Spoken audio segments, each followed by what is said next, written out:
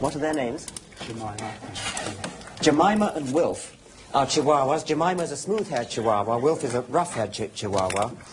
And both of them, comparatively recently, are descended from a wild wolf.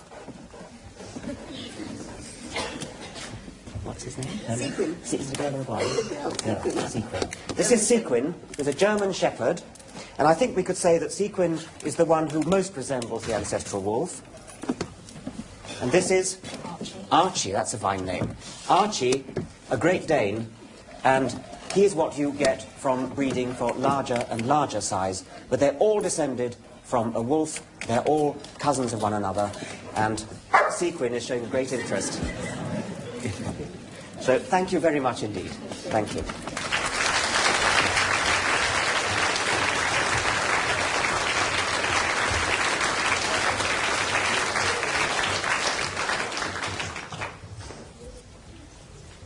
Charles Darwin was very interested in dogs. He was also very interested in pigeons. Thank you. Hello. Hello. You're on my notes, pigeon.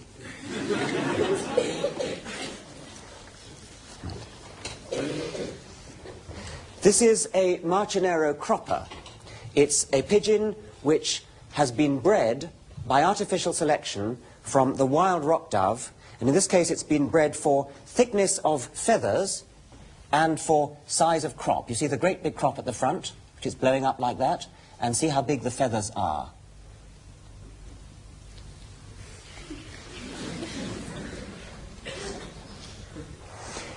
Now in the cage here, we didn't quite trust these ones to be let out. We trust this one.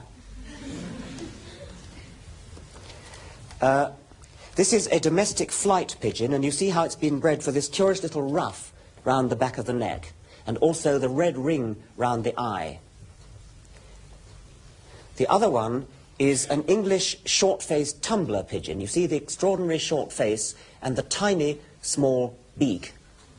And that again is a product of artificial selection, just like in the case of the dogs and the cabbages. The beak is so short, in the case of the English short-faced tumbler, that this breed is no longer capable of feeding its own young.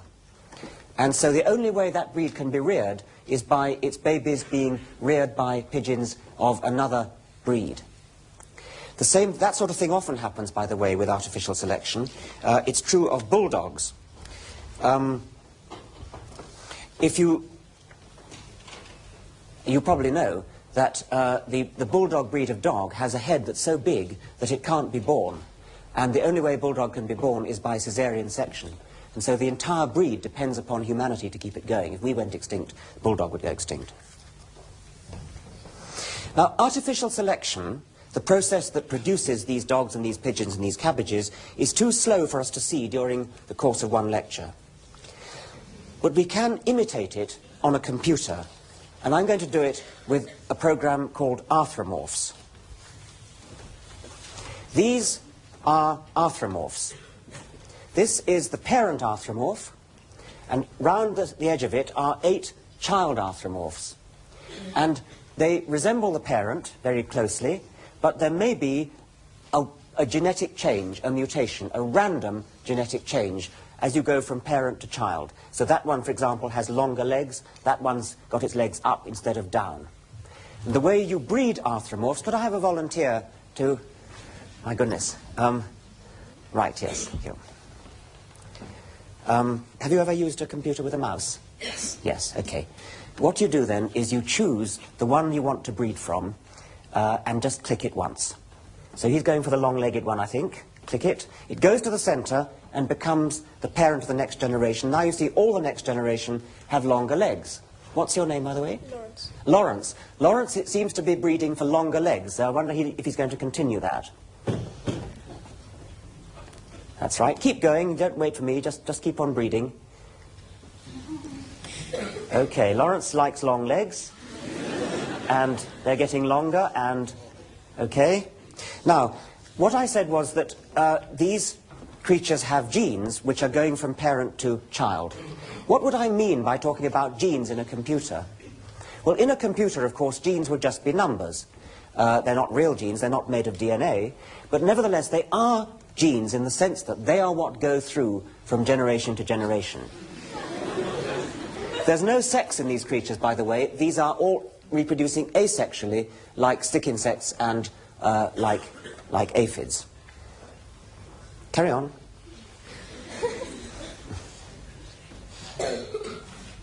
Read as fast as you can to get through a lot of generations.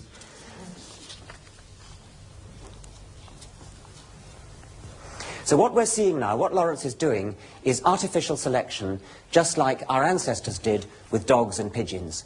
But he's managing to achieve in a couple of minutes what would have taken several centuries for our ancestors to have achieved.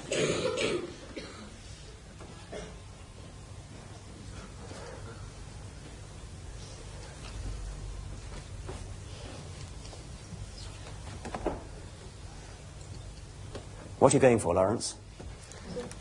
What? Legs. You're trying to get lots of zigzags in the legs, are you?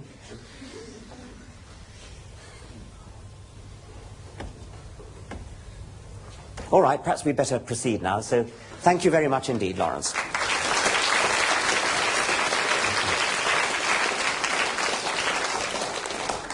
Well, I think we're all convinced by now that artificial selection works.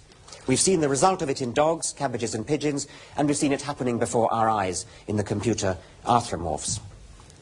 But that's just artificial selection. We only began talking about artificial selection because we're really interested in natural selection. Natural selection is like artificial selection, except that instead of humans doing the choosing, nature does the choosing. Of all the puppies in a litter, or wolf cubs in a litter, instead of our choosing which ones shall breed, what happens is that nature chooses which ones shall breed. The ones that have what it takes to survive will be the ones that breed, automatically chosen. The ones that are good at running fast, the ones whose legs are not too short and not too long, the ones whose teeth are not too blunt and not too sharp, because if they're too sharp they might break easily. Natural selection, nature, is constantly choosing which individuals shall live, which individuals shall breed. And the result, after many generations of natural selection, is much the same as the result after many generations of artificial selection. So what would it take to change the arthropomorph program so that it simulated natural selection instead of artificial selection? Because at present, the arthropomorphs are just being chosen by the eyes of a human. Could we somehow make the computer do its own choosing on the basis of quality of arthropomorphs? Well, the trouble is it's not easy to judge what quality in an arthropomorph might mean, because these arthropomorphs are living in a very strange environment, the two-dimensional computer screen. They don't have a real world in which to live. They don't have predators. They don't have prey. They don't have food that they've got to catch. Perhaps we could do better if we made a computer model of a two-dimensional designoid object, like a spider web. Now, if we could have the lights down, I think we might be able to see. Now, there is a spider in the middle of its web, and that I think shows quite nicely. Good.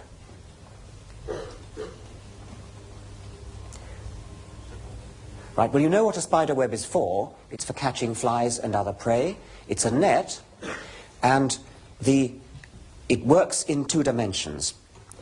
We would have liked to have actually shown you a spider building its web, but this one seems to be pretty satisfied with the web it's already got.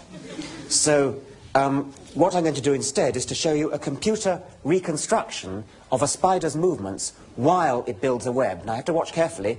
This is rather speeded up. Can we have that more slowly now, Peter?